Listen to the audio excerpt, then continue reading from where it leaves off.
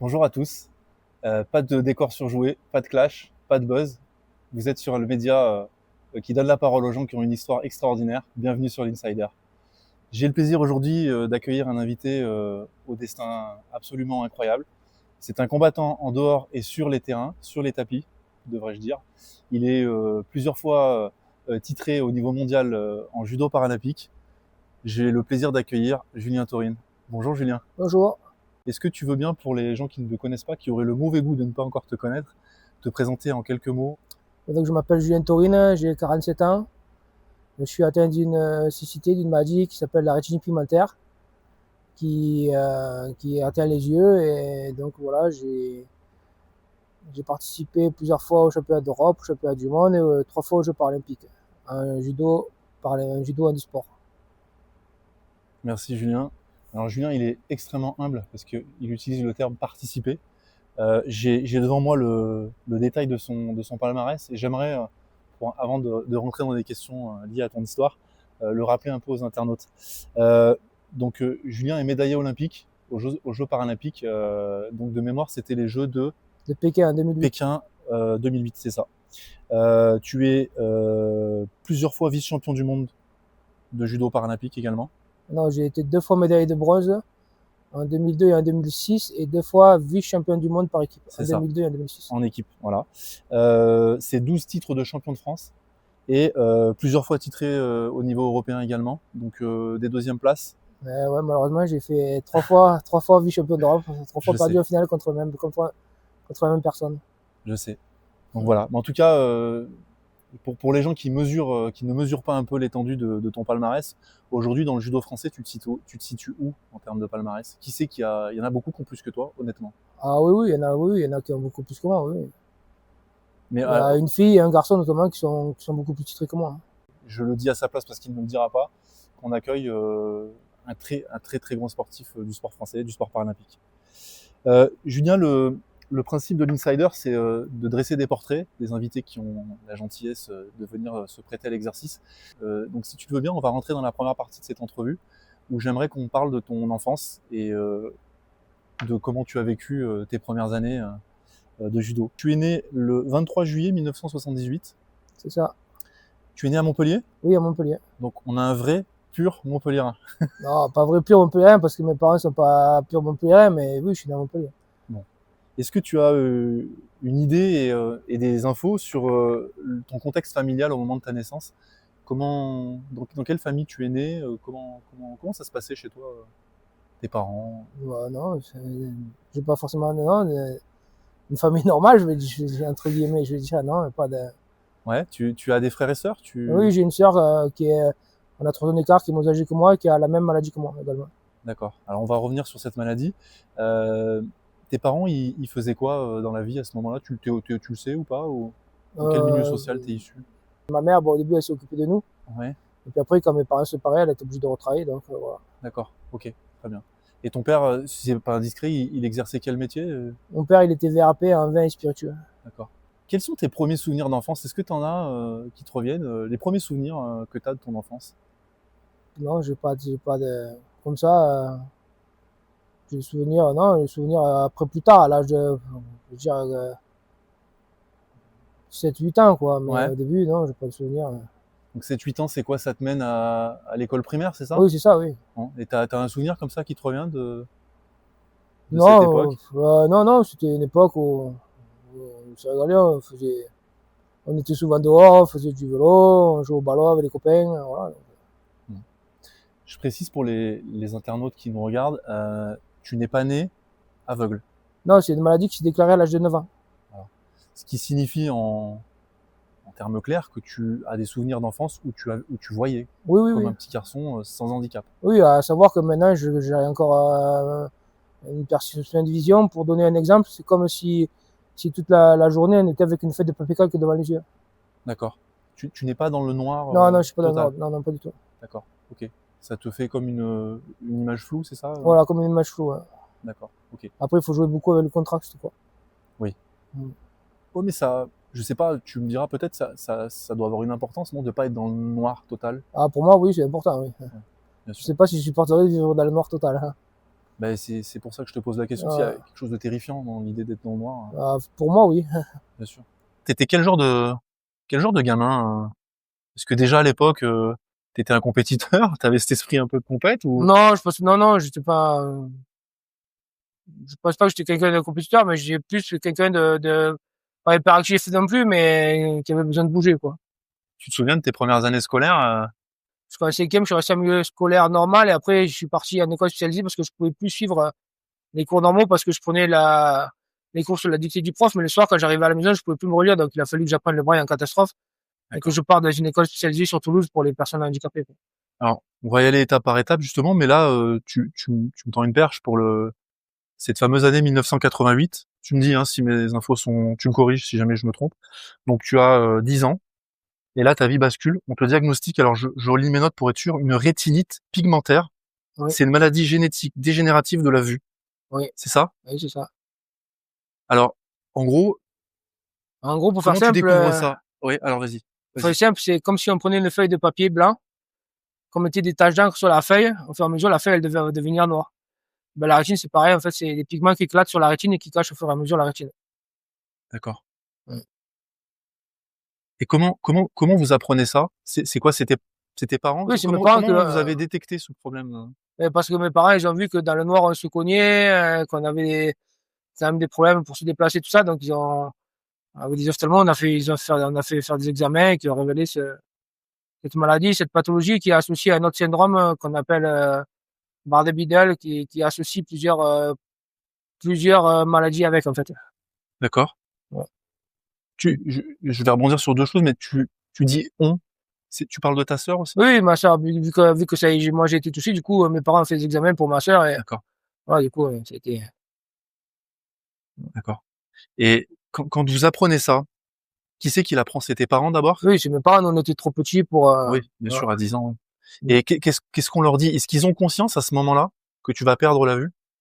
Ou est-ce que... Bah, je pense pas vraiment, quoi. Faudrait ouais, malheureusement leur poser la question à eux, parce que bon, à l'époque, il n'y avait pas tous les progrès qu'il y a maintenant, donc Oui, on est des générations qui ont réussi un peu les plâtres, quoi. Donc déjà pour les parents, je pense qu'apprendre qu'un enfant est handicapé, c'est dur, et voilà. Après, c'est d'arriver à passer au-delà pour eux et de nous donner tout ce qu'ils pouvaient nous donner pour qu'on soit autonome et je pense que c'est grâce à eux si aujourd'hui, au jour d'aujourd'hui, je suis arrivé où je suis arrivé, quoi.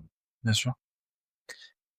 Est-ce que tu te souviens de la façon dont tu as vécu cette nouvelle quand on t'a appris Bah, en fait, c'est pas tant, j'ai pas de souvenirs de ça. C'est plus les souvenirs que j'ai, c'est quand on m'a appris qu'il fallait que je parte de la maison pour aller à Toulouse dans une école spécialisée parce que là, j'ai 13 ou 14 ans et quitter la maison à 13 ou 14 ans, se retrouver en pension, pas forcément en pension, c'est pas la pension comme on peut dire la pension à l'époque, c'est pas la punition, mais voilà, c'est pas facile, quoi, de quitter la famille des Ouais, bien parents, sûr. voilà, donc c'est plus ça qui a été le plus dur que j'ai pas à souvenir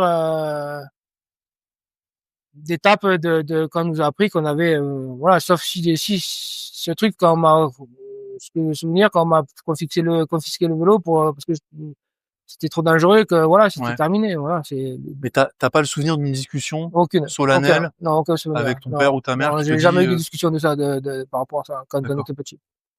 Ouais, donc quelque part ton handicap, tu l'as, comment dire ça?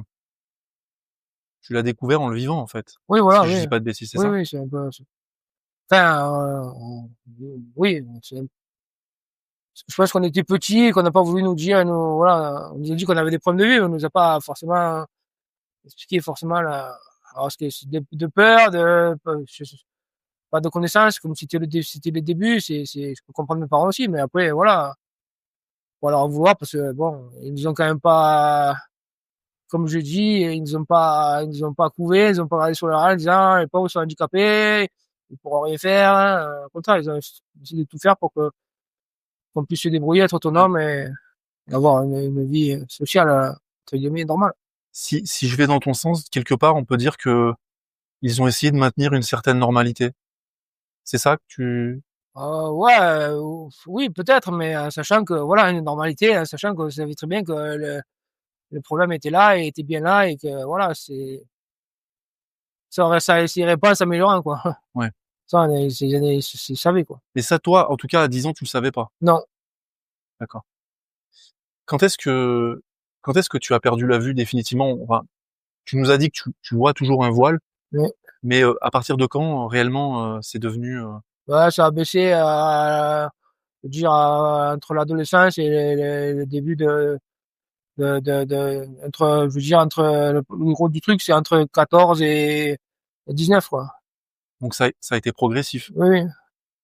C'est un âge important en plus l'adolescence. Ah oui, c'est un âge important parce que quand on voit tous ses copains qui ont la mobilette, après qui ont le permis et que ben, nous on peut pas, ben voilà, c'est frustrant, on en veut un peu à la terre entière, hein, pourquoi eux, pas moi, c'est un peu l'âge bête, donc c'est compliqué, quoi.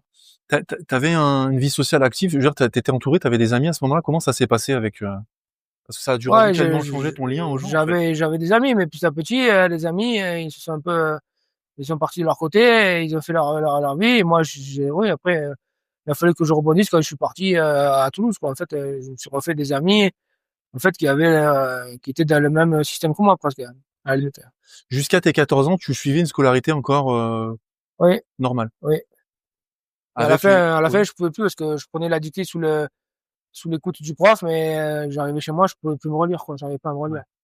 Même si j'avais des cahiers avec des grandes lignes, hein, j'écrivais avec des feutres, mais j'écrivais trop vite et trop pas bien, donc c'était trop compliqué pour.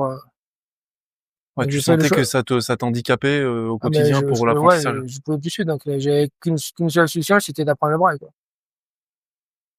En 1999, dis-moi encore une fois, tu me corriges si mes infos sont fausses. Tu as 21 ans et c'est là que le judo rentre réellement dans ta vie. C'est ça? Non, le judo, il est rentré plus tôt dans ma vie, c'était en 97, Oui. toujours à Toulouse. D'accord. Donc 2 ans avant, tu avais 19 ans. Ouais, j'avais 19 ans, oui. Comment tu viens au judo et En fait, je suis pas venu au judo directement, c'est qu'en fait, je faisais un sport pour non-voyants qui s'appelle le torbal, oui, qui est un sport de ballon pour non-voyants. Et il se trouve que le président de cette association, c'était une personne qui était malvoyante, qui était judoka lui-même, qui était en équipe de France de judo, qui était prof de judo pour les malvoyants, et qui un jour, lors d'un championnat de France de torbal, m'a rattrapé sur la pelouse dehors à l'échauffement et il m'a pas lâché au sol tant que j'ai dit ok l'année prochaine je viendrai faire du judo. Donc ça a commencé comme ça. Au début c'est vrai que je suis allé pour lui faire plaisir et puis petit à petit je me suis pris au jeu et puis après quand en 99 en effet quand je suis revenu sur Frontier pour le travail, ouais, ben moi j'étais sportif, j'avais un rêve c'était d'aller au jeu, de participer au jeu. Il faut savoir que le torbal n'est pas une discipline paralympique. ouais. Il n'y avait que le judo et je me suis accroché au judo et puis c'est là que l'aventure a commencé à Frontignan avec tout le parcours qui s'est passé après. Là où on est aujourd'hui. Ouais. Et là où tu as juste derrière nous un extraordinaire portrait. Voilà, qui a été fait par les enfants des écoles et un graffeur lors de la semaine olympique et paralympique de l'année dernière, 2024. D'accord. C'est un bel hommage, non? Ah oui, oui, c'est un dommage. Tu veux citer le nom de cet éducateur qui t'a amené au judo? Bah oui, il s'appelle Daniel Fourcade. En tout cas, tu y viens par une rencontre, tu y viens pour faire plaisir à quelqu'un, mais finalement, tu trouves quelque chose qui ne te quittera plus, quoi. Oui, parce que déjà, j'aimais quand même un peu la bagarre, j'avais fait de la lutte, j'avais quelque chose, ouais, c'était quelque chose à moi qui, voilà, j'avais toujours, je me rappelle, j'avais toujours dit à mes parents que j'aimerais faire de la boxe, mais c'est pas possible, donc j'avais quand même cet esprit combatif, et donc voilà, le judo, en termes d'accessibilité, c'est quand même une discipline qui est très accessible pour les personnes déficientes visuelles. Ouais. Merci pour cette première partie. On va passer sur une chronique un peu plus légère. Alors tu verras, l'entretien est ponctué comme ça de respiration. C'est une chronique que j'appelle le plus et le moins. C'est un petit jeu sympa. Je vais te poser des questions. Je voudrais que tu répondes de manière franche, du tac au tac. T'as pas le droit de te défiler. Donc, bah, tu l'as compris, la forme de la question, c'est toujours le plus ou le moins. Est-ce que t'es OK? On va essayer. Est-ce que t'es prêt? Attends, là, je parle au champion, là. Je veux un vrai oui, là. On va essayer. Insider.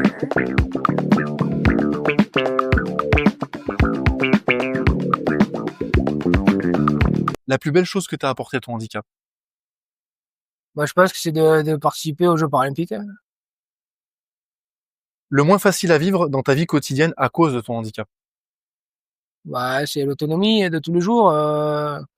Pas pouvoir faire pas pouvoir conduire, pas pouvoir faire du vélo quand je veux, tout seul, hein, voilà. Je pense que c'est ça le plus dur, quoi. L'autonomie complète. Même si je suis autonome, mais l'autonomie à 100%. Ouais. Le plus gros frisson que tu as ressenti dans ta carrière de judoka? Je te parle du kiff, là, le vrai frisson, le truc, Bah, c'est compliqué, mais je veux dire, il y en a plusieurs. Il y aurait, moi, je veux le plus, euh, hein. T'as pas le droit de te défiler, le plus. non, mais c'est compliqué de dire le plus. Je dirais, il y a 3 étapes. Je dirais à la fois où j'ai été champion de France pour la première fois. Du coup, ça a découlé de la première sélection en équipe de France, avec tout ce que ça amène, avoir un survêtement de l'équipe de France, un kimono de l'équipe de France. Et puis, on va dire, bah, le summum, bien sûr, c'est ma médaille de bronze à Pékin en 2008. Quoi. Bon. On garde quoi? La médaille? La médaille à Pékin? Bah, les Le plus trois, gros mais frisson? je suis sûr que le plus gros, oui, c'est la médaille. Mais pour moi, les trois c'est 3 étapes qui ont, voilà, c'est important pour moi. Ouais. Bon. Allez, on te laisse une petite largesse. Mais va falloir être plus cash, hein. Le mec le plus fort que t'aies jamais affronté? Mais malheureusement, on va dire, c'est l'Azerbaïdjanais contre qui j'ai perdu énormément de fois, que j'ai gagné qu'une fois dans ma carrière. Ton moins bon combat? Celui qui t'a empêché de dormir et que t'as refait dans ta tête pendant des jours? Et ne me dis Ben, pas que t'en as pas un. si, ben, malheureusement, si, c'est si, aux Jeux paralympiques à Londres où j'ai perdu au bout d'une minute contre un Canadien contre qui je me suis fait contrer alors que je savais exactement ce qu'il faisait. D'accord. Tu veux citer son nom? Non, on s'en fout. Je pas son nom en tête, honnêtement. On s'en fout. Euh, Allez, un truc un peu drôle. Le plus absurde quiproquo lié à ta vue qui t'a mis dans une situation impossible. Le truc, Ben, c'est dans le milieu professionnel. J'étais à l'accueil et c'était très marrant pour moi et pour ma collègue qui était en face dans le bureau. Je me suis retrouvé face à une personne qui était sourd et muet. Donc, un aveugle face à un muet, c'était pas mal.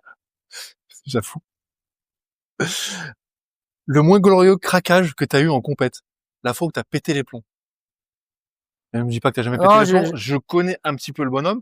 Il a du caractère. non, j'ai jamais pété les plombs parce que j'étais quelqu'un de, non, non, j'étais quelqu'un de, en compétition, j'étais quelqu'un de très timide, très stressé, donc non, j'ai jamais pété les plombs en compétition. La situation la plus marrante que t'aies vécue dans un moment un peu particulier. Une anecdote croustillante, non, c'est peut-être sur la fête de mes médailles, mais je sais pas si on peut en parler, donc, Ah bah si, on peut tout dire sur l'Insider. ben, en fait, voilà, quand j'ai fêté ma médaille de Pékin, donc j'ai invité mes copains, on a fait une grande fête, et donc j'avais un peu forcé sur la boisson, et j'avais envie de satisfaire un besoin naturel, hein, et ils m'ont emmené dans une cour, et ils m'ont dit, ça y est, tu peux aller là, et en fait, ils m'ont pas dit, mais ils m'ont fait faire pipi devant la voiture de la police municipale, hein. Ah non, sérieux. Voilà. Et Jus, quand, quand t'as des potes comme ça, t'as pas besoin d'ennemis en vrai. Et ça, c'est fini comment? Ils t'ont dit Bon, quoi là bah, ouais, et c'était la nuit, il y avait personne, la voiture était dans la cour de l'école, donc Ouais, ça va. personne n'a vu. Tu t'es pas fait gauler quoi. Non, non, non. Ok, on te remercie, merci beaucoup. Non, plaisir. J'aimerais qu'on attaque la deuxième période de ta carrière, ce que moi j'ai appelé des débuts fulgurants. T'as commencé le judo à 19 ans, tu nous l'as confirmé tout à l'heure, Oui, et 5 ans plus tard, donc 19 ans c'est quand même tard pour oui, commencer le judo. oui. 3 ans plus tard, t'es ceinture noire. Non, 5 ans plus tard, pardon, En t'es ceinture 2002. noire, ouais, c'est ça, Ouais. en 2002, et t'es champion de France. Oui, Et bah, t'as fait quoi? T'as mangé du lion ou? non, ben déjà, j'ai été bien coaché à Toulouse quand j'avais commencé. Et puis après, quand je suis arrivé à Frontignan ici, j'ai cherché un club de judo. Donc, j'ai contacté, comme je travaillais à la mairie, j'ai contacté le service des sports. J'ai dit, voilà, que je veux faire du judo et ils m'ont donné le nom d'un club. Je suis allé les rencontrer lors de la journée des associations. Ouais, je leur ai présenté le projet que j'avais. Donc, ils étaient un peu effrayés parce qu'ils n'avaient pas eu l'habitude, ils avaient pas l'habitude d'avoir une personne et d'une de mon gabarit et parce qu'à l'époque j'étais un plus costaud que ça et de deux avec un handicap. Donc, ils ont ils ont accepté de suite de me prendre avec eux au club. Ouais. Et donc, on peut dire que oui, j'ai eu des débuts fracassants parce que au sens propre du terme, parce que quand je suis arrivé ici, au premier entraînement, malheureusement, j'ai blessé pas un concurrent, mais une personne du club. Et le deuxième entraînement, je me suis fracturé la malléole. Donc, on peut dire que oui, ça a été des débuts fracassants. Ah, attends, il faut qu'on revienne là-dessus. Parce que ça, c'est quand même énorme. Le premier entraînement, tu t'entraînes avec qui? Tu t'entraînes avec des gens que... Non, il y a personne qui a de Ah non, handicap. je T'es le seul. suis la seule personne qui a un Et tu handicap. prends un mec, tu le fracasses au Mais en premier fait, entraînement. non, je le fracasse pas, mais malheureusement, à la fin des entraînements, on fait des randonnées, ce qui s'appelle des combats. Ouais. Et je savais pas que la personne avait une entorse au genou et malheureusement, sur un mouvement, son genou a dû vriller, je me rappelle plus très bien et du coup, ça l'a blessé, mais c'était pas pour, c'était pas pour vraiment le Non, blesser. bah, on se doute bien. Mais Voilà. c'est quand même énorme. Et vous êtes restés copains par la suite Bien ou, sûr, bien ou sûr. t'as plus jamais reparlé? Non, non, si, bien Ça sûr. va? Bah, après, c'est, Ok. Bah, il est pas voilà. rancunier alors. Non, non, mais après, c'est pas volontaire, c'est un accident de parcours, quoi, malheureusement. Deuxième entraînement, là, c'est toi qui te fracasses. Tu t'éclates la malléole, c'est ça? Oui. Vas-y, tu Je suis me racontes. sur une technique, je me rappelle plus laquelle. La cheville qui reste plantée dans le tapis et je tombe au sol et la cheville qui craque et là, pour moi, ça a été un drame, pas plus de me blesser, mais plus de savoir que j'avais une fracture et que, en fait, je venais de commencer mon travail Ouais. et que j'étais pas du tout titulaire, que j'étais en CDD et que j'allais être en maladie et que de suite, j'allais manquer mon travail. Donc, pour moi, c'était plus dur de ça que la blessure en soi, en fait. La même année où tu es champion de France, tu décroches une troisième place au championnat du monde en individuel. Dis-moi si je me trompe. Non, Et non, une deuxième place par équipe. c'est bien ça. Non mais le mec, il commence le judo 5 ans avant. 5 ans après, il est ceinture noire, il est champion de France, troisième au championnat du monde et vice-champion du monde par équipe. Voilà, après, donc, vice-champion du monde par équipe, j'étais remplaçant, donc j'ai pas combattu, mais j'ai eu la médaille Ouais, parce que j'étais dans l'équipe. ouais. Je me suis entraîné avec les copains, j'ai chauffé les copains, donc, j'étais remplaçant. Et puis bon, oui, après, j'ai été troisième en individuel. Voilà, c'était pas forcément attendu, mais voilà, j'ai perdu contre un Japonais qui était très fort, qui a gagné. Et après, j'ai remonté les repêchages et j'ai eu la chance d'être médaille de bronze, quoi. Moi, quand je vois des débuts comme ça, je me dis, t'étais fait pour ça. Enfin, je veux dire, t'as attendu ça toute ta vie de pouvoir te confronter à ce sport. C'est pas possible. Faut mesurer de quoi on parle. On parle de commencer un sport en 5 ans et de tutoyer les sommets, quoi, en 5 ans. Dans un Ouais, mais sport qui, quand même, nécessite de la technique, beaucoup de technique. après, si je peux me permettre, Oui. déjà, on m'a mis le pied à l'étrier pour quelqu'un qui était expert là-dedans. Je suis arrivé au club à Frontignan et les débuts n'ont pas été faciles. Mon entraîneur, pour me faire progresser, s'est mis un bandeau sur les yeux face à un miroir. Il faisait le mouvement, il avait le bandeau sur les yeux. Après, il me le décortiquait sur moi. Donc, il y a eu des étapes. Et puis après, j'ai rencontré mon entraîneur en équipe de France, qui est une personne qui était à l'INSEP, qui était un judoka de plus de 100 kilos, qui était dans ma catégorie, qui connaissait exactement ma catégorie et qui m'a poussé à l'extrême et qui m'a permis d'avoir des résultats comme ça aussi. Donc, Ouais. j'ai toujours eu des gens qui m'ont permis d'en arriver là, quoi. Parce que c'est toujours pareil. Si j'avais pas rencontré ces gens, je ne serais pas là. C'est pas que moi, c'est les gens qui ont fait, qui m'ont aidé, qui m'ont poussé, m'ont poussé déjà des fois très très loin dans mes retranchements, jusqu'à en arriver à me faire pleurer pour en arriver là. Donc voilà, c'est important de penser à eux et de parler d'eux, quoi. Tu veux les citer, ces éducateurs que tu as croisés, ces champions? Bah, c'est Daniel Fourcade qui Ouais, m'a mis le pied à bien l'étrier. sûr. Après, il y a À Frontignan, ton à coach. Frontignan Jean-Claude Ferrier qui est le coach toujours du club de Frontignan. D'accord, Et puis en équipe de France, c'est Olivier Dupin qui a été mon entraîneur de 2002 à 2017. d'accord. Ok. En 2004, tu as 26 ans et tu fais tes premiers Jeux Olympiques à Athènes. Je veux qu'on parle de ces Jeux parce qu'il y a il y a- j'allais dire une anecdote, mais c'est une anecdote, mais ça témoigne aussi de qui tu es. J'aimerais que tu nous expliques dans quelles conditions tu vas faire ces Jeux Olympiques à Athènes. Parce que tu n'y es pas allé à 100% de tes moyens. C'est le moins qu'on puisse dire. Ben oui, en fait, malheureusement, lors du dernier stage de préparation multidisciplinaire à Châteauroux, lors d'un entraînement, on était plusieurs sur le tatami et il y a une personne qui m'a percuté par derrière au genou. Ça m'a fait plier la jambe et du coup, je me suis rompu le ligament latéral interne du genou. Ok. Et du coup, ben, ça, c'était à 15 jours des Jeux et on savait pas si je pourrais partir au jeu, et en fait, Attends, je peux te couper une seconde, ouais, ouais. excuse-moi. On savait pas si je peux partir au jeu. Si, en vrai, on sait. Tu te flingues un ligament à 2 semaines des JO, un mec normal, il y va pas, et puis c'est tout. Oui, mais, le latéral interne, c'est pas comme s'il avait été décroisé, c'était une blessure, mais en soi, c'était pas une très, très grave blessure. C'était embêtant parce que j'étais pas à 100% de mes moyens et voilà, mais, donc, voilà. Après, il y a eu une réunion avec le staff, le coach, le directeur sportif, le kiné et les gens de la fédération et moi-même, hein, pour savoir ce qu'on faisait, ce qu'on faisait pas. Donc, ben, je suis rentré chez moi. Il resté 15 jours, j'ai fait beaucoup de kiné. Avec mon entraîneur, avec Jean-Claude, on est allé, il m'a amené tous les soirs marcher dans l'eau à la mer pour faire de la rééducation, pour renforcer le genou. Et puis, en fait, on a décidé que j'allais aller à Athènes dans un premier temps pour découvrir ce qu'étaient les Jeux paralympiques, hein, ce qu'était le village, ce qu'était la cérémonie d'ouverture, ce qu'était la compétition en elle-même, hein, et en espérant que 4 ans plus tard, je serais apte, que je me serais qualifié et participer aux prochains Jeux. En gros, l'idée, c'est quoi? C'est de te faire une expérience, en fait, c'est ça? Ouais, c'était de me faire une expérience, mais à la base, c'était pas du tout de faire de faire la compétition. Parce que t'es quand même monté sur le tatami. T'as Je suis combattu, mon- on est d'accord. En Avec fait, le genou en vrac. en fait, ce qui s'est passé, c'est que la veille de la cérémonie d'ouverture, on a fait un combat. J'ai fait un combat avec ben, justement mon coach qui était de ma catégorie, et pour voir si mon genou était apte à tenir lors d'un combat. Il y avait les médecins de la fédération, il y avait le kiné, et qui ont vu que apparemment j'étais apte à faire le combat, et donc j'ai participé à la compétition. Mais normalement, j'ai perdu au premier tour contre un Allemand qui m'a pas repêché, et ça signifie là pour moi pour mon premier jeu. Bien sûr.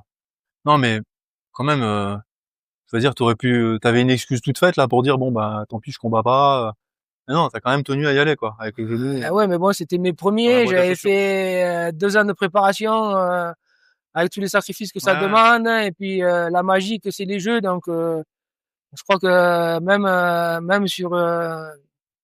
même les 2 jambes coupées, je pense que j'y serais allé.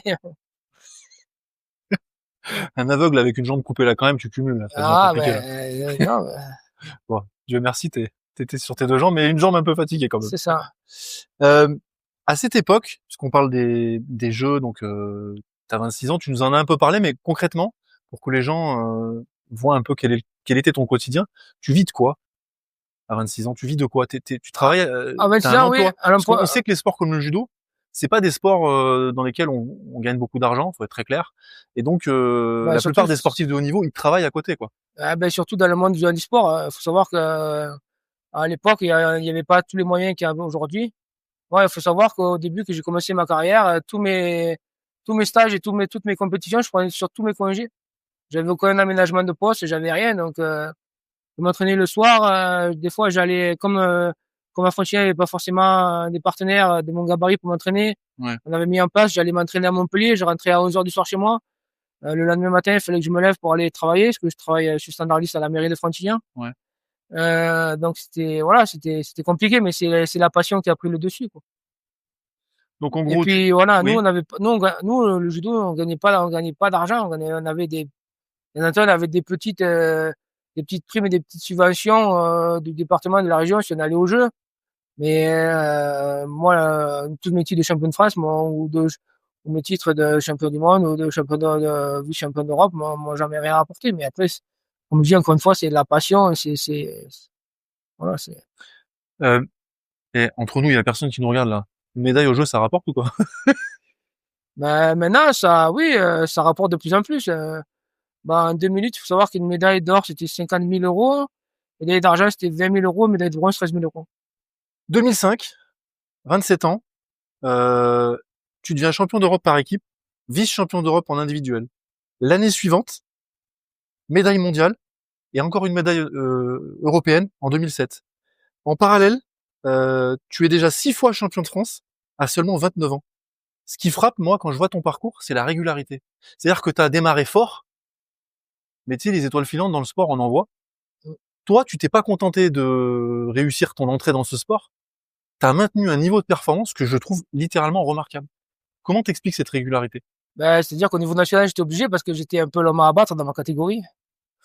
Et si je voulais rester en équipe de France, il fallait que je sois toujours en haut de l'affiche. Donc, le premier dans ma catégorie. Donc, j'ai pas eu le choix que de m'entraîner, de mettre des choses en place sur la préparation physique, sur la musculation, sur le footing, sur les entraînements plus sérieux, proprement judo. Et j'aimais ça et je voulais rester au niveau et continuer à participer au jeu. Donc, je pense que c'est ça qui a fait aussi que, voilà, que j'ai réussi à avoir une régularité. Quand je regarde ton parcours, il est extraordinaire. C'est-à-dire, je l'ai détaillé un peu en introduction, mais tu échoues souvent juste avant la première marche.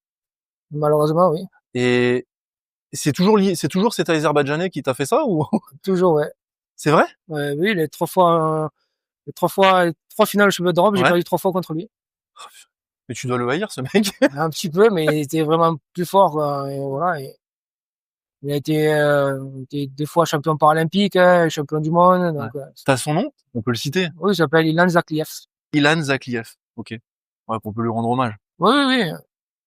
Elle est comment ta vie sociale en dehors du sport? Je veux dire, t'es très occupé, on le voit, Oui, entre le boulot et ben, tout. voilà, il y a mon boulot et puis après, le sport prend beaucoup de place dans ma vie, que ce soit à pratiquer ou à regarder. Pour moi, le sport, c'est une, on va dire, c'est une drogue, quoi. Si je fais pas de sport, je regarde.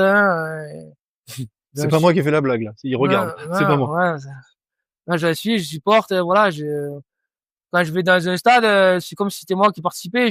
Voilà, Alors, enfin, faire un supporter de tous les clubs du département. Donc, euh, je rebondis là-dessus parce que c'est vrai qu'on en a un peu parlé. Tu te déplaces souvent voir des manifestations sportives. On a parlé un peu en off, notamment de la Formule 1, etc.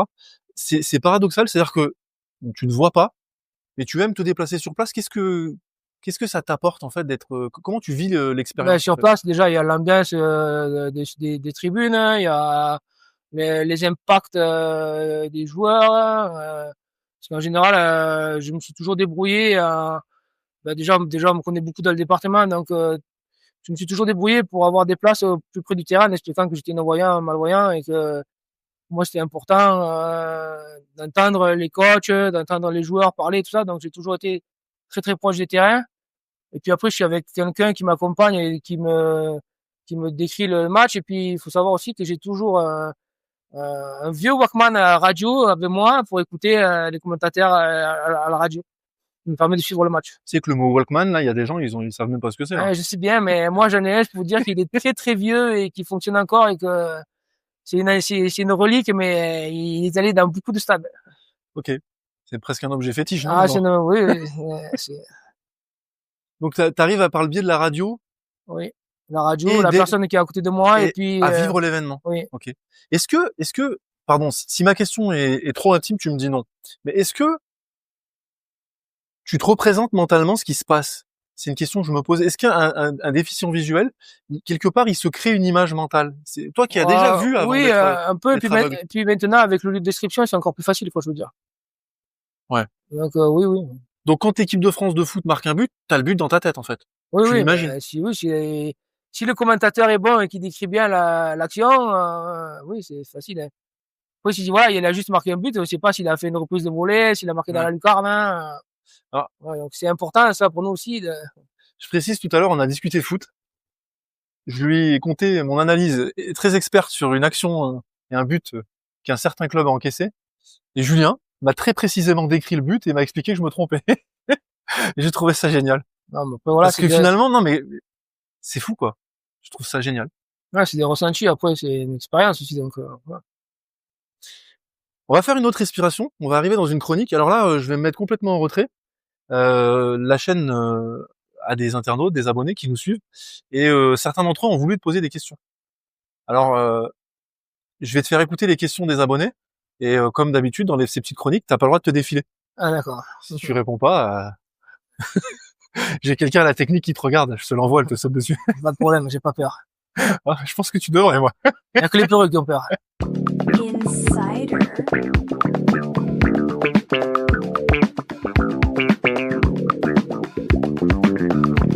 Salut Julien. Petite question pour toi.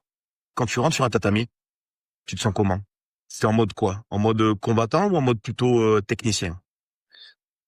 Non, ben, je suis en mode combattant parce que de toute façon, en plus, on a le coach qui est derrière nous, qui nous motive et tout ça. Et puis, je suis en mode combattant, en mode guerrier et aussi un peu en mode stressé. Un petit peu stressé.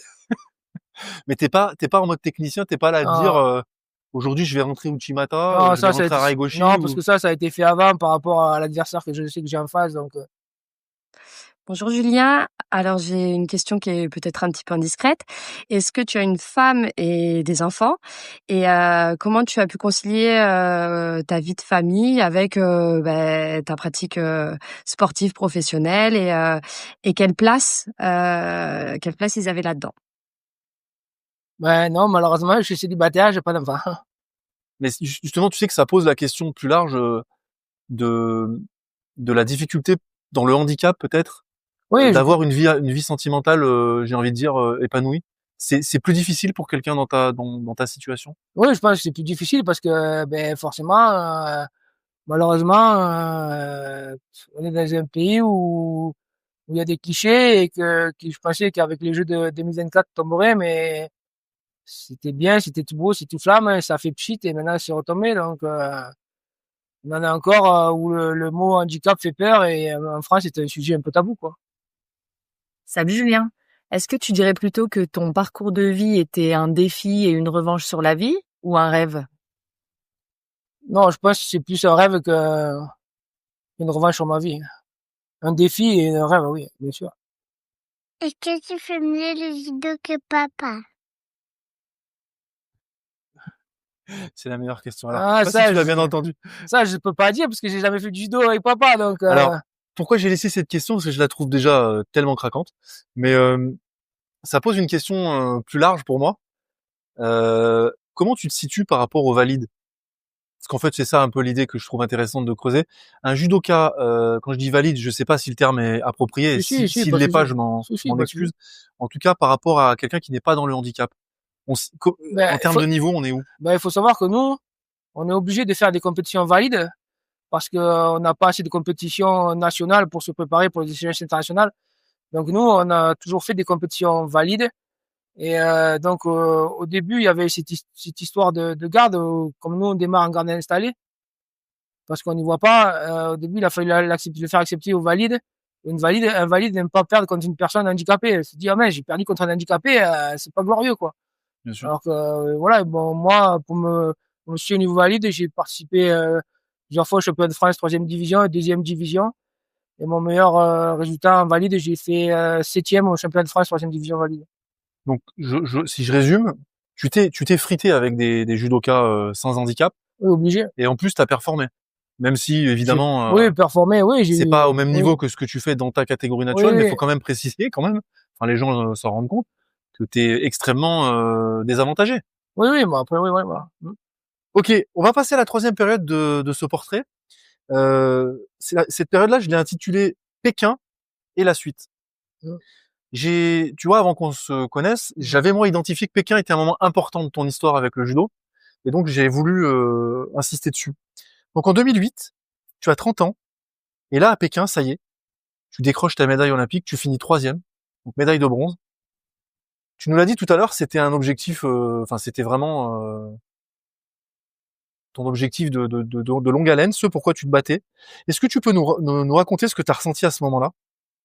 Comment t'as vécu ça? Parce que tu courais après depuis quand même les Jeux d'Athènes, plus toutes les compétitions que tu fais chaque année. Ben ouais, ça a été un moment exceptionnel. Après, ce moment, franchement, on réalise pas trop, quoi. Moi, je savais que c'était un combat important contre le Hongrois parce que ben, celui qui perdait, ben, il avait pas de médaille, celui qui gagnait, il avait une médaille. Donc, c'était un combat qui était très stressant, très important.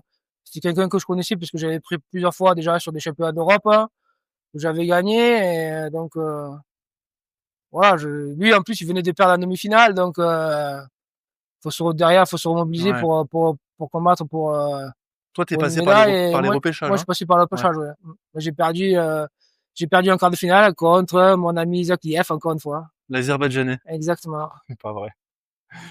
C'est fou. Ouais. Attends, je fais une parenthèse. Est-ce que tu l'as battu une fois? Est-ce qu'une fois tu Oui, l'as je l'ai claqué? battu une fois, Au moins oui. une fois. Oui, j'ai battu une fois en 2006 au championnat du monde à Broma en France. Et tu perds contre qui derrière? Parce que si une fois que tu l'as battu, tu dois être champion du monde, là. Non, non, parce que c'était au repêchage. Un Ah mince, repêchage. ok. Donc, oui, ça m'a permis d'aller en place de médaille, en médaille de bronze. Médaille de bronze. Ok. Mm. Bon. Cette médaille, elle change quoi pour toi? À ce moment-là de Ouais, ta carrière, qu'est-ce que ça change? ça change pas grand-chose, mais c'est le summum de ma carrière. C'est un accomplissement. C'est le rêve d'un gamin de toute ma vie. Donc, voilà, c'est énorme, quoi. C'était le Graal. Et après, derrière, il y a toutes les portes qui s'ouvrent, c'est impressionnant, quoi. Donc, on s'en rend pas compte. Mais Même si c'est encore plus impressionnant quand on est champion paralympique, mais rien que là, c'était déjà, quand tu dis les portes qui s'ouvrent, tu veux bien nous raconter concrètement ce que ça a changé par la suite? Qu'est-ce que tu as vécu? bah, et j'ai tous les journalistes qui se sont intéressés à moi, ça m'a permis, voilà, d'aller dans des événements sportifs, super intéressants pour moi. Donc, voilà, Ouais. on rentre un peu plus dans la lumière, hein. T'es quoi quand tu rentres des Jeux? T'es reçu à l'Élysée? Ça se passe comment? Oui, oui, en fait, quand on est arrivé de Pékin, on a atterri et de suite, il y avait des bus qui nous attendaient. On a été escortés par la garde républicaine. On a été direct à l'Élysée. Reçu par Nicolas Sarkozy. Ouais, en 2008, c'est qui? C'était Nicolas Sarkozy, hein. Et c'est lui qui vous reçoit personnellement ou Oui, c'est il nous a reçus. ouais, Oui, il nous a reçus personnellement. d'accord. Ça fait quoi à ce moment-là, tu penses à quelqu'un? Tu penses à qui? Bah, non, je pense à tous les gens qui m'ont aidé pour Ouais, tous mes copains qui ont suivi tout l'été avec moi sur le tapis ici pour m'entraîner, pour me préparer. Mes parents qui malheureusement étaient là à Athènes et qui n'avaient pas pu être là à Pékin. Non, voilà, tout ça. Puis après, il tarde de rentrer pour pouvoir faire la fête justement avec ses amis, ses parents.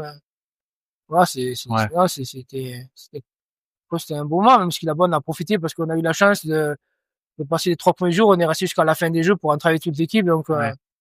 c'est vrai qu'on a eu la chance de pouvoir visiter, d'aller encourager les copains sur d'autres sports. Donc, puis avec une médaille, c'est quand même plus facile, hein, et c'était plus joyeux voilà, c'est plus Que joyeux quand ton même. retour de Athènes. On dit souvent que le jour d'après, quand on vit une consécration comme celle que tu vis à ce moment-là, et on l'entend même quand tu nous en parles, il y a souvent une espèce de vide, un retour un peu de bâton. Est-ce que tu as ressenti ça? Parce que je fais une question un peu complexe, mais quand on regarde ta carrière par la suite, on sent qu'il y a quelque chose. En gros, tu vas encore décrocher des médailles, des choses, mais t'es plus dans la même dynamique. C'est-à-dire que c'est comme si quelque part t'as fait ce que t'avais à faire et que quelque part ce qui arrivait après c'était du bonus. Voilà, je Euh, te laisse rebondir là-dessus. ouais, non, pas vraiment, parce que pour moi, le travail n'était pas fini, parce que certes, j'avais une médaille paralympique, mais je n'avais pas eu le titre paralympique. Et pour moi, le travail n'était pas achevé. Donc, pour moi, l'histoire, elle continuait. C'était d'aller 4 ans plus tard à Londres, hein, pour essayer pour- dans l'esprit d'avoir un titre paralympique. Voilà. Mais bon. 2012 c'était Jeux de Londres, c'était troisième jeu. Mm. Ceux normalement pour lesquels, de ce que tu nous dis, t'as envie d'aller chercher la gagne, Ouais. et pourtant tu ne gagnes pas. Tu ne fais Euh, pas de podium. Tu peux nous raconter qu'est-ce qui s'est passé? patatras, qui s'est passé que au premier tour contre le Canadien, au bout d'une minute 20, je me suis fait contrer et je suis rentré à la maison. Il t'a pas repêché? Non, parce que derrière, le tableau était très relevé. Il y avait le Cubain qui était très fort. Je savais que si je passais pas ce tour, c'était retour à la maison direct. D'accord. Donc, est-ce qu'il y a eu un excès de confiance, que je savais ce qu'il faisait, Ouais. qu'il était à ma portée? Est-ce qu'il y a eu un excès de stress, que si je savais que si je passais pas ce tour, c'était fini? Voilà, donc patatras. En plus, il y avait mes parents de la famille dans les tribunes, et donc du coup, c'est la déception Ouais. la plus totale. C'est 4 ans de préparation qui sont mis à la poubelle, hein, et c'est un échec total. En plus, il faut savoir que pendant la préparation, et le jour du combat, j'étais suivi par les équipes de France 2 qui ont fait un reportage sur toute la préparation et sur mon combat. Donc c'était encore plus dur pour moi, hein. Ouais, bien C'était un sûr. échec. Pour moi, ça a été très très dur à vivre. Est-ce que quelque part, parce que on l'entend et tu l'as manifesté à plusieurs reprises, tu as toujours eu ce stress avant la compétition. Est-ce que pour une fois dans ta carrière, ce stress, il t'a mangé, il a pris le dessus Ouais, c'est à possible. ce moment-là? Ouais, c'est possible. Comment ça se passe, la suite de ta carrière, après ces Jeux de Pékin? Bah, c'est un peu compliqué. Je sais pas si je continue, si j'arrête, hein. En 2014, j'ai eu une intervention chirurgicale pour perdre du poids parce que j'avais pris beaucoup de poids et donc je perds énormément de poids. Donc je deviens le plus léger de ma catégorie, mais ouais, je dis ouais, pourquoi pas essayer d'aller au championnat d'Europe en Ouais. 2013, j'ai quand même une médaille de bronze. Ouais. Et puis je me dis bah pourquoi pas d'essayer d'aller chercher des qualifs pour aller à Rio. C'est quand même un beau challenge, Bien sûr. c'est un beau pays, donc même ça n'y va pas pour voyager, mais bon, c'est l'occasion. Et puis malheureusement, j'ai échoué de très peu pour la qualification, donc voilà, ça s'est arrêté là. D'accord. Moi, de ce que j'ai noté, c'est en 2016 que ton corps te dit stop. En tout cas, officiellement, tu arrêtes en 2016 ta carrière. Dis-moi encore une fois, tu me Oui, non, corriges j'ai si c'est arrêté en faux. 2016. Après, en 2017, Oui. pour histoire de rigoler, j'étais fait un championnat de France, mais voilà, c'était les derniers. On a encore une petite respiration, encore une petite chronique qui me tient à cœur. C'est la chronique du A ou du B. Je vais te faire un petit questionnaire à 2 choix possibles. Donc choix A ou B. Et bah, t'as pas de joker, tu dois pas te défiler, tu dois me dire A ou B. Est-ce que t'es prêt? On va essayer, hein. Et tout à l'heure, tu t'es défilé une fois ou deux. Là, Ah, j'ai droit des jokers quand même. Ah non, ah non, non. Non, c'est interdit. Ah, si. Insider.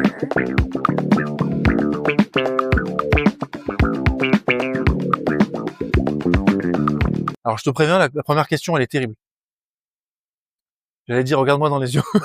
Il y a que moi qui ai le droit de la faire, celle-là. Je me permets d'en rire parce que Julien est particulièrement drôle sur ce sujet. Julien, pain au chocolat ou chocolatine? Ah, pain au chocolat. Julien, OM ou PSG? Ni l'un ni l'autre. Tu dois choisir, Julien. Ni l'un ni l'autre. Bon, alors, donne-moi le nom d'un club, au moins. Montpellier. Allez, c'est bien. Julien, gagner Paris-Pont en 10 secondes ou gagner à l'usure au bout de 5 minutes? Gagné par les pauvres au bout de 10 secondes. Julien, une victoire dégueulasse ou une belle défaite? Une victoire dégueulasse. C'est le compétiteur. La médaille au JO ou tes 12 titres de champion de France? La médaille au JO. Ça va, il répond bien, hein. Le plus efficace, c'est le judo ou c'est le karaté? Le judo. Hein. Alors là, elle est très dure la prochaine. Zidane ou Mbappé? Zidane. La question d'après aussi. Jean-Marc Mormec ou Tony Yoka? Ouais, c'est deux générations différentes, donc les deux. Hein. Ah, tu dois choisir. Bah, les deux. Il y aura un joker, j'ai dit. Allez, ton joker. C'est dommage parce que la plus dure, elle arrive. C'est qui le GOAT du judo français? Le GOAT. Le great of all time. Le gars, le tueur. David Douillet ou Teddy Riner? Ouais, malheureusement, enfin pas malheureusement, Tu mais défiles pas là. David Douillet non, ou Teddy Riner? Teddy Riner, forcément, par rapport à son palmarès au jour d'aujourd'hui, c'est le plus grand champion du judo français. On reprend la période 4, ton actualité et tes projets, c'est-à-dire en gros ce que tu fais aujourd'hui, l'après-carrière. Donc on rappelle que tu as aujourd'hui 47 ans. Ben, malheureusement, oui. Voilà. Bon, tu le fais pas. Merci. C'est quoi ton actualité, Julien, après 15 ans de carrière? Tu deviens quoi là aujourd'hui? Aujourd'hui, je deviens que ben, je travaille toujours à la mairie, j'ai pas gagné l'auto. Ouais. Je fais toujours beaucoup de sport, donc je fais du tandem. Ouais. Je fais de la rame traditionnelle et je fais de la marche à pied, plus pour mon chien que pour moi, mais j'avoue que non, j'aime quand même la randonnée. Hein. D'accord. Donc le boulot et le sport. Oui, T'as d'autres loisirs en dehors de le du sport. sport? Non, bien sûr, j'ai d'autres loisirs. J'aime bien faire un repas, aller au restaurant avec des copains. Ouais. J'aime bien aller au cinéma. J'aime bien. Au cinéma? Oui, avec l'audio description maintenant, on peut suivre un film. J'allais te poser la question. Donc tu suis des événements visuels par le biais de l'audio description, Oui. que ce soit à la télé ou au cinéma? Oui. Ça, pour nous, ça a été une révolution. Ouais, bah oui, tu m'étonnes. Et puis voilà, non, voilà, oui, bien sûr, j'ai d'autres passions, mais c'est vrai que le sport a une place, on va dire, c'est 95% de ma vie, quoi. D'accord. Que ça soit en pratique ou à suivre. Je vais te poser une question que j'aurais jamais pensé te poser. Ton film préféré ou ta série préférée? Bon, mon film préféré, c'est des films comiques comme Ping, Les Tuches et Ouais. Le Fils à Joe, voilà. Ça joue avec sur le notre ami rugby. Moscato. Voilà, ouais. En 2021, tu as publié un livre qu'on a là, qu'on va montrer, dans les yeux de Julien Taurine. Ouais. Comment tu as eu l'idée de faire ce livre, et ça représente quoi ce livre pour toi? Bah, Pourquoi en tu as fait, fait ce livre? j'avais terminé ma carrière,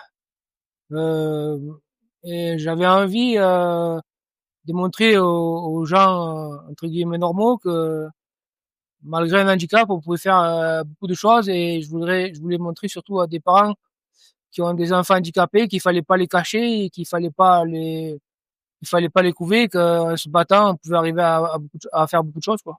C'est pas quelque chose que je fais habituellement sur la chaîne, il y a pas de placement de produits, ce genre de choses, mais moi j'ai envie de mettre en avant ton livre. Donc tu as eu la gentillesse de nous en fournir un exemplaire. Ouais. Donc il est là, et j'aimerais inviter à chaque abonné, chaque personne qui a envie d'en savoir plus sur cette belle histoire qu'on a essayé et qu'on essaye, parce que l'émission n'est pas tout à fait finie, de présenter aujourd'hui. Donc de se procurer ce livre. Tu l'as fait lire à tes proches? Ah oui, bien sûr. Tu t'es fâché avec personne avec ce livre? Non, non, Toi, quand on a écrit un livre, non, on non, sait. je me suis pas fâché avec non, non. Non, Bon, non, c'est j'ai bien. juste raconté ma vie et expliqué, voilà, que et j'ai remercié les gens qui m'ont aidé à en arriver là, surtout aussi. J'aimerais qu'on parle de l'un de tes plus proches compagnons, au sens quotidien et physique du terme. C'est qui Youtou? Tu veux bien nous en parler? Bah oui, et tout, c'est mon 4e chien guide. Voilà, qui est au quotidien à mes yeux, qui m'amène partout. Voilà, c'est en sorte, c'est ma voiture de tous les jours, quoi. J'aimerais qu'on parle de ce lien que les déficients visuels ont avec leur chien. C'est Comment tu décrirais cette relation? Bah, c'est une relation, je sais pas, c'est une relation, c'est un complice, quoi. C'est une Ouais. personne qu'on est obligé de faire confiance. Parce que c'est lui qui nous fait éviter les obstacles, c'est lui qui nous amène partout. Et puis après, voilà, c'est un confident, c'est une personne, c'est quelqu'un qui est là à 24 heures sur 24, 7 jours sur 7 avec nous. Donc, voilà, c'est une relation. Puis voilà, c'est impressionnant ce qu'ils savent faire, Bien ce sûr. qu'ils comprennent. Faut le voir pour le Ouais. croire, quoi. Je précise pour les amoureux des chiens il y aura dans dans le générique de fin de ce portrait quelques photos avec le chien. Effectivement, je confirme que, enfin, c'est beau de vous voir ensemble. La relation, elle est assez impressionnante. Est-ce que tu peux dire, pour conclure sur ce sujet, quelque part que il fait partie de ta famille? Enfin, t'as cette sensation-là? Ah, ben, c'est plus qu'il fait pas, il fait plus Ouais. partie de ma famille, hein. Et s'il est pas là, ben, moi, je suis rien, en fait, parce que je peux me déplacer, mais je peux me déplacer avec une canne qui est pour moi beaucoup moins, en termes d'autonomie, beaucoup Ouais. moins facile qu'avec le chien. Je me repose sur le chien, quoi. Le chien, il est sur des rails, il connaît les trajets par cœur. Et d'ailleurs, ben, je me suis aperçu de ça quand j'ai perdu mon premier chien, que j'ai attendu 6 ou 7 mois pour avoir un second Ouais. chien. Il a fallu que je reprenne la canne. Et ben, dans la ville, j'ai découvert des poteaux. Parce que le chien me fait éviter le poteau, je savais pas qu'il y avait des poteaux. Donc non, mais c'est C'est impressionnant. magnifique, non, mais c'est magnifique. C'est là qu'on se rend compte, c'est là où je me suis rendu compte vraiment de l'utilité du chien, franchement. Bien sûr. En 2024, au JO de Paris, t'as ouvert une compétition de judo. Ça t'a fait plaisir qu'on ait pensé à toi? Ah ben, ça m'a fait plus que plaisir. Il faut savoir qu'aussi j'ai eu la malchance de pas porter la flamme olympique, hein, Non. mais j'ai eu le grand honneur, on m'a sollicité pour porter la flamme paralympique, hein. Oui. Donc ça fera 1 an jour pour jour dimanche d'ailleurs. Et j'y repense encore, ça fait 1 an, mais pour moi, ça a été un moment, ça a été, en plus, j'avais plein de copains, ceux qui sont venus, Ouais. dans la rue j'étais au niveau de la préfecture de la rue de la Loge, pour moi, ça a été un moment, j'ai eu des frissons, et puis voilà, après, on m'a contacté, on m'a dit, est-ce que tu serais intéressé pour, donner, comme au théâtre, hein, les 3 coups de bâton, Voilà, c'est ça, l'ouverture du lors de fameux la tournoi. non, pas Ah, l'ouverture du tournoi, pour la finale, avant les finales, d'accord. pour l'ouverture des finales. Autant pour moi. Ah, on m'a dit, oui, mais ça sera les frais de transport et d'hébergement seront à ta charge. J'ai dit, mais ça, c'est pas grave. C'est un moment que je vais vivre qu'une fois dans ma vie. Et pour moi, c'est comme si j'avais participé aux Jeux de Paris en France, ce que je n'ai pas eu la chance de pouvoir faire. Et c'était, pour avoir, vécu les Jeux paralympiques dans les tribunes, après, Ouais. franchement, ça a été un événement énorme, trop magnifique, quoi. Et quand on m'a dit, est-ce que tu veux donner les 3 coups de bâton? J'ai dit, oui, de suite, j'arrive de suite. Et Je pour veux... moi, ça a été comme si j'avais participé Bah oui. aux Jeux paralympiques. En plus, je me suis retrouvé Comme il dit tatami, on a dit mon nom, on a cité mon palmarès et là, c'était encore c'est une émotion énorme, quoi. C'était sûr. un moment de frisson énorme. C'est une reconnaissance pour ta carrière. Ouais, oui, en quelque sorte, c'est une reconnaissance. Et puis pour moi, c'est une façon d'avoir participé aux Jeux de Paris. Julien, ici, on aime donner la parole un peu différemment à nos invités. Est-ce qu'il y a un sujet, un thème, une cause, n'importe quoi que tu aimerais aborder là et que tu n'as jamais eu l'occasion d'aborder? C'est un sujet, n'importe lequel, une cause, un mot, une sensation. Ça peut être le handicap, vraiment Ah, quelque la chose qui te cause, touche. la cause, c'est le handicap, et voilà, que ce soit plus un sujet tabou, qu'il y ait plus ces clichés, parce qu'une personne handicapée, elle peut pas être comme tout le monde, voilà, même si aujourd'hui ça évolue, mais il y a encore beaucoup de travail à faire, quoi. Qu'est-ce que tu aimerais qu'on change dans notre regard sur le handicap? Qu'on soit considéré comme des personnes entre guillemets normales, que voilà, que c'est pas parce qu'il y a une personne elle est handicapée que de suite quand elle est dans un magasin avec quelqu'un, c'est la foire, c'est un animal de cirque qu'on regarde comme ça, voilà, c'est une personne comme une autre, hein, et voilà, bon, il y a certes elle a... Julien, cap ou pas cap? Je vais te lancer un défi. Tu peux dire cap, mais tu peux dire pas cap. Là, tu vois, c'est la première fois que je te laisse le choix. Tu peux dire non. Insider.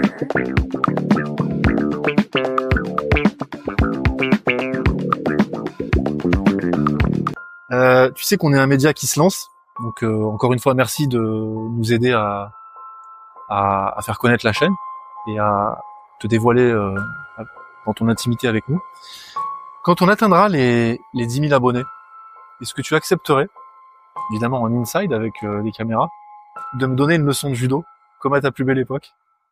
À Les yeux moi qui bandés ou suis pas un les yeux ancien bandés? pratique. Non, je te demanderai pas une bagarre parce que je sais que tu as Les des yeux envies de bandés ou santé. pas les yeux bandés? Si tu veux, je me banderai les yeux. Oui, pas de souci, hein. Cap? Oui, oui. Attention, quand on arrive aux 10 000 abonnés, je te contacte. Les Oui, abonnés pas de vont me souci. le réclamer. Pas de souci. Bon, je suis un ancien pratiquant de judo. J'ai eu ma petite carrière. Et je pense que je vais me faire éclater. Je vais me faire le préciser, mais ça peut être marrant. Donc cap, on est d'accord. Oui, oui, On arrive à la conclusion de cet entretien. Il y a une coutume, c'est une question ouverte et c'est toi qui vas terminer l'entretien. Je ne te couperai plus la parole et je ne parlerai plus avant que se termine donc ce portrait.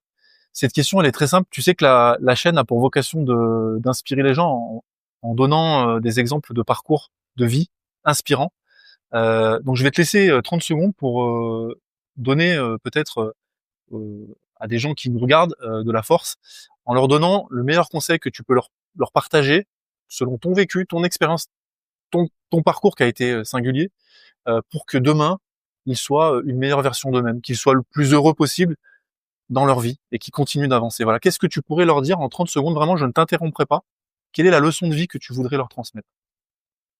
c'est surtout de leur dire si jamais ils ont un obstacle dans leur vie, de pas baisser les bras et de continuer à avancer, de se relever, et que même si on a un obstacle dans notre vie, on peut continuer à avancer, même si c'est pas tous les jours facile, mais avec maintenant toutes les aides qui existent et qui vont continuer à exister, qu'on peut faire quand même beaucoup de choses et qu'on peut avoir des rêves et des envies et les réaliser.